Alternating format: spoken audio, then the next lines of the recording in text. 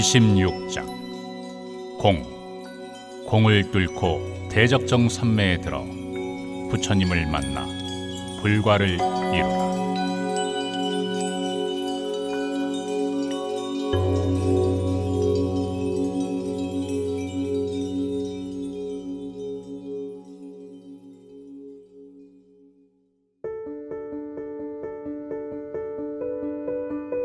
모든 법은 공간적으로나 시간적으로나 하나도 독립됨이 없이 서로가 인이 되고 연이 되어 서로를 의지한 채 인연생기하고 있습니다.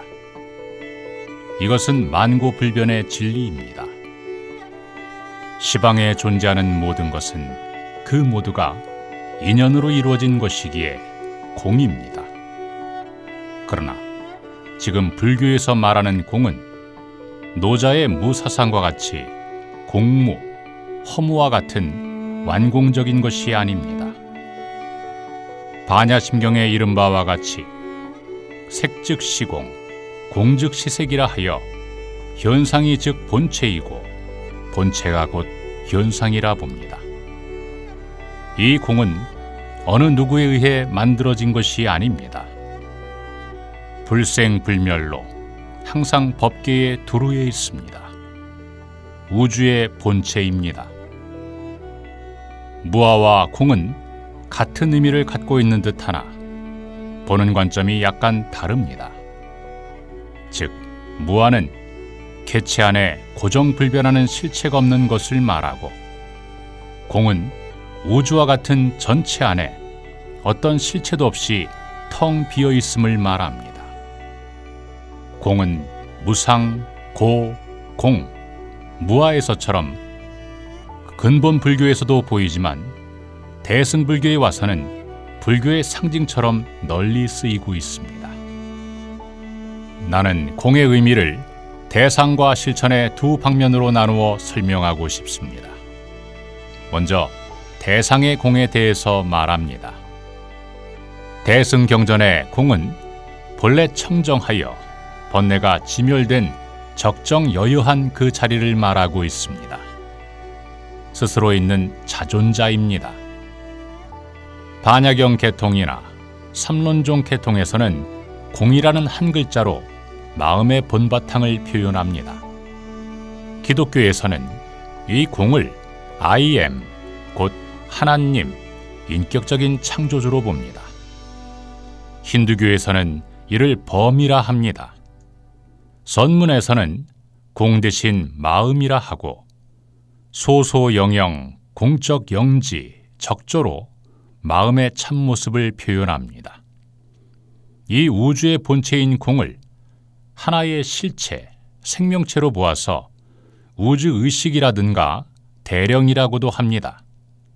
이것은 무시무종, 불생불멸하고 횡변시방하고 수궁삼재하여 우주에 두루한 것입니다.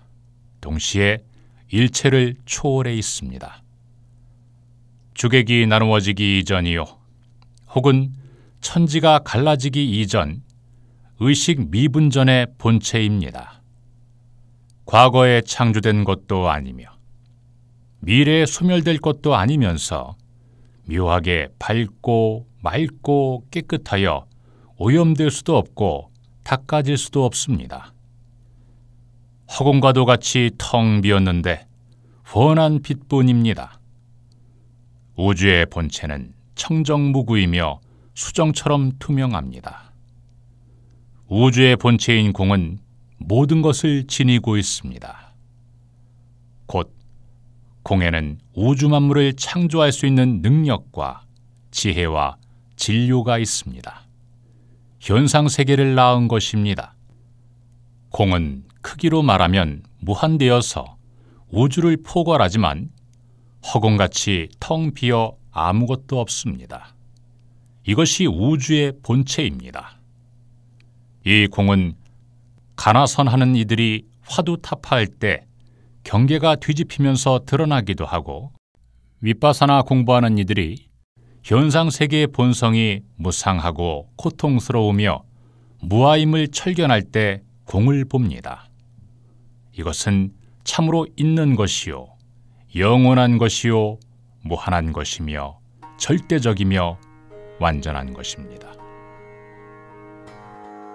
이 영원불멸의 공, 우주 대생명은 자신 곧 우주를 유지하는 힘을 지닙니다. 우주의 성주 궤공을 가능케 하는 힘, 생성, 통제, 지속력을 지닙니다. 또한 인과응보를 실현하는 큰 힘을 지닙니다. 이 공은 중생 모두를 대지와 하늘의 해와 달, 별 모두를 그토록 정밀하고 질서 있게 살려주고 운행하는 어떤 힘인 것입니다. 우주가 성주 궤공을 반복할 때 궤겁에서 공겁으로 다시 공겁에서 성겁으로 들어갈 때까지 오랜 겁의 기간 동안, 그리고 새로운 사바세계가 우주 본체인 공의 힘에 의해 창조되어질 때까지 인간의 대가 끊어짐이 없이 이 사바에 올 수 있도록 2차원의 세계가 이루어진다는 것만을 말해둡니다. 우주 본체인 공을 깨치는 것이 능사가 아닙니다. 내가 이 본체의 힘을 지닌 붓다가 되는 것이 필요합니다. 중요한 말입니다. 이제 실천의 공에 대하여 말하겠습니다. 공을 보는 것을 공체험, 견성, 깨달음이라고 합니다. 지금까지 우리 불교계에서는 큰 스님으로부터 깨달음을 인가받으면 견성한 큰 스님으로 우대받아 왔습니다. 나 자제마녀는 이 견성이 공부의 끝이 아니라고 누차 강조해 왔습니다. 우주의 본체인 공은 이법계입니다. 이제부터 텅 비어있는 공의 의미대로 모든 법을 환으로 보고 나라는 생각을 비우는 공부를 하려면 두타행으로 나가야 하는 것입니다. 내 마음속에 탐진 번뇌를 비우고 또 비워가야 합니다. 번뇌로 인한 생각들과 감정들, 여기서 에고가 자리 잡고 더욱 자라납니다. 에고에서 더 큰 욕망이 생겨납니다. 나라고 생각하는 이 몸뚱이도, 이 마음도, 이 세상도 생각이 지어낸 환영입니다. 참 나가 아니고 내 것 역시 아닙니다. 모두를 제거해 나가십시오. 반연으로 끌려가다 보면 에고가 어느덧 자리를 잡습니다. 모든 번뇌를, 생각들을 제거해 나가세요. 놓아버리세요. 비우세요. 그러다 보면 참 나만이 홀로 뚜렷할 것입니다. 그대 자신과 만날 것입니다. 계를 지키고 정견 중도로 실천행을 하는 것입니다. 그럼 이제 선정에 들 것입니다. 깊은 선정에 듭니다. 비로소 소화적인 나에 대한 착이 떨어집니다. 이 몸뚱이 생명에 대한 애착이 뚝 떨어져 나갑니다. 탐욕의 경계, 즉 아무도 안 보는데 길가에 금괴가 떨어져 있다 합시다. 그러나 수행자는 이것에 관심이 없는 것입니다. 마치 돼지에게 진주를 던져 주어도 전혀 눈길을 주지 않는 것처럼 그리 됩니다. 자기를 죽인다고 산적이 칼을 들이대도 마치 한두 살 먹은 어린아이처럼 천진난만합니다. 아무런 공포가 없는 것입니다. 젊은 여인이 밤에 완전 나체로 이불 속에서 유혹을 해도 목석과도 같습니다. 많은 사람 앞에서 자기 얼굴에 침을 뱉으며 없는 사실을 있는 것처럼 모욕능멸을 해도 마음은 전혀 동요하지 않습니다. 깊은 산중에 있는 토굴에서 공부를 하고 있는데 독사가 슬슬 기어 자기 앞으로 와도 징그럽다거나 무섭다는 공포심이 없습니다. 이 경지가 아라한으로서 대승불교의 공의 실천은 여기까지입니다. 보살이 되고 붓다가 되려면 불과를 증한 눈 밝은 스승이 공부를 지도해 주어야 합니다. 이러한 스승의 타력에 의해서만 원결 영가나 원결 천마 등의 마장의 장애는 극복될 수 있습니다. 그런 스승을 만나지 못하면 도를 이루기는커녕 천길 낭떠러지로 떨어질 수 있습니다. 이런 무서운 마장이 있음에도 불구하고 우리 교주 불세존께서는 진전겁전 처음으로 스승 없이 불과를 이루실 적에 능히 이 마장조차도 스스로의 깊은 산매를 통해서 극복하실 수 있었습니다. 이 사실만 봐도 우리 부처님께서 얼마나 위대한 수행자이셨는지를 짐작할 수 있습니다. 보살의 법위에 이르고 붓다가 되는 도정에서는 부처님의 도움으로 삼매 중에 삼매라 할 수 있는 해인 삼매에 들어야 합니다. 불과를 증해 붓다가 되려면 여기서도 한 발 더 나아가 마치 계란으로 바위치기 격이라는 대적정 삼매에 들어야 합니다. 그러면 무량억종강을 보고 삼신을 구족하는 붓다가 되는 것입니다. 여러분이 상상할 수도 없는 큰 능력을 갖춘 붓다가 되는 것입니다. 다시 말하면 탐, 진, 치, 삼독 번뇌, 84,000 번뇌를 비우고 비워가야 합니다. 뿌리를 뽑아야 합니다. 한 티끌, 한 생각 없이 비워가야 합니다. 이기적이고 소화적인 욕심, 탐욕심, 성내는 마음, 나라는 생각이 0.1%라도 있으면 안 됩니다. 버리고, 비우고, 놔버립니다. 공의 실천입니다. 무아가 되어야 합니다. 다음으로 씻고, 닦고, 치울 것이 업장입니다. 닭업생으로 지은 신구의 삼업죄장입니다. 지중한 죄업장을 소멸하는 것입니다. 물론 이 일은 위에서 말한 공의 작업을 스스로 잘하면 가능합니다. 그러나 실제로는 그럴 수 없습니다. 부처님께서 삼매에 들어 어느 연불행자의 업장을 치워주실 때 하신 말씀이 있습니다. 부처님께서는 그 수행자가 과거 생에 지중한 죄업을 지어 영혼체가 10에서 30cm 정도의 철판으로 씌어 있는 것을 무량억종광의 빛으로 잘라내어 삼매화에 던져 재가 되도록 조치하시면서 설사 그 어떤 수행자도 천생만생을 수행한다 해도 이것은 어쩌지 못하리라고 말씀하십니다. 부처님의 가피에 의해서만 업장이 소멸되지만 수행자는 마음속에 삼독을 철저히 비우고 이를 뿌리 뽑아 한 생각 한 생각이 악의를 여윈 청정 자체가 되도록 비우는 공부를 보살이 되고 붓다 될 때까지 해나가야 합니다.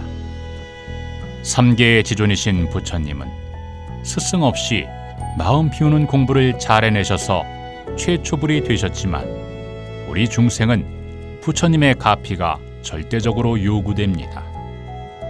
불세존으로부터 보살의 법위를 인가받아 극락정토로 왕생하는 데는 문수보살님으로부터 사중죄를 소멸받아야 하고 여자는 변녀 성남을 해야 하고 극락정토에 자기 화신을 두어야 하는 어려움이 있습니다. 그리고 아라한이나 무르대아라한에서 보살로 뛰어오르는 데는 그만큼 천마나 용신 등의 방해가 견성 경계에서 아라한과를 칭할 때보다 훨씬 무섭게 따라붙습니다. 또 지장보살님으로부터 삼계 탈출의 인증을 받아야 하고 미타 부처님으로부터 극락정토의 옷과 27품이라는 증표 메달을 받습니다. 이러한 일련의 필수적인 관문을 자력으로 어찌 통과할 수 있답니까? 여기서 불과를 증해 붓다 되는 데는 더욱 어려운 최고의 관문을 통과해야 되는데 자세한 설명은 생략합니다. 마음을 비우는 공부를 한다는 일은 부처님의 가피 아니면 이루어질 수 없습니다. 건강을 챙겨주시고 피를 교체해주시고 빛으로 업장을 씻어주시고 삼매로 이끌어주시고 마장을 떼어주시며 새로운 마의 장애를 막아주시고 무량광명의 빛을 정수리에다 퍼부어 주시는 등 크신 가피가 있어야 수행인은 공부의 성과가 있습니다. 이때 수행인으로서는 음계와 중계를 목숨같이 지키며 이 거짓 몸뚱이에 대한 집착에서 벗어나는 무아행, 두타행, 보살행을 해가야 하는 것입니다. 그러면서 부처님의 존재를 믿고 위대하시고 희유하신 부처님의 실로 우주적인 구원의 힘을 믿어 참회 발언하면서 열심히 금강경 읽고 칭명연불로 들어가야 합니다. 그러면 마음이 무소유, 무아, 무가 되어 공을 뚫고 마침내 절대계에 여여히 계시는 부처님을 뵙습니다. 이제 우주 본체인 비인격의 공의 체, 상, 용, 3대와 상적광세계, 무량억종광의 주인이신 부처님의 삼신을 간단히 말하고 본장의 공에 대한 설명을 마칩니다. 공이라고 하는 우주의 이법, 곧 연기성, 실상, 우주 만물을 길러내는 우주 에너지, 힘, 즉 자성광이 우주 만법의 체가 됩니다. 이 체대로부터 생겨난 천차만별의 만물 내지 육도의 모습이 그 상이 됩니다. 그리고 일체 만물이 지니고 있는 각 에너지, 이것들이 서로 인이 되고 과가 되면서 우주를 움직이는 용이 됩니다. 이것이 우주 본체의 체, 상, 용 3대입니다. 부처님의 삼신은 상적광 세계의 무량억종광으로 이루어지고 이 빛의 주인이 되신 부처님의 진보를 청정법신 비로자나불이라고 합니다. 붓다는 무량광으로 인해서 우주 본체인 공과 하나가 됩니다. 우주와 더불어 하나가 됩니다. 우주의 주가 되는 것입니다. 그리고 청정법신 비로자나불이 30 이상으로 구체화한 부처가 절대계의 원만보신 노사나불이시고 이 원만보신 노사나불이 필요에 따라 3기에 100천만억의 화신을 낳두십니다. 이것이 우주 온 법계의 가장 심원한 절대계의 인격으로 계시는 부처님의 삼신입니다. 공을 다루는 이 장에서 부처님의 삼신을 구태여 다루는 것은 부처님의 법신과 보신경지는 공사상의 연속성 속에서 공에서 엄청난 정도로 깊이 들어간 상태가 무아라는 것을 주창하기 위해서입니다. 그동안 불교사는 무아에만 집착한 나머지 공을 우주의 체성으로 우주적인 마음으로 인식해 왔을 뿐 이것이 바로 화엄실상임을 파헤쳐 깨닫지 못했고 더욱 이의 주가 바로 비로자나불임을 파고들지 못했습니다. 수행자가 무아를 완성하여 대적정 삼매에 들어 우주와 한 몸을 이룰 때에 부처님을 만나게 되고 붓다의 깨달음을 성취하는 것입니다. 80화엄경에 나오는 부처님 가르침의 핵심 개송이 바로 나의 이 법설을 증명하고 있습니다. 요지일체법, 자성무소유, 여시해법성, 즉견노사나, 즉 일체법의 자성이 본래 무소유임을 철증하는 경지에 가면 바로 노사나불, 우리 부처님을 볼 수 있다는 말입니다.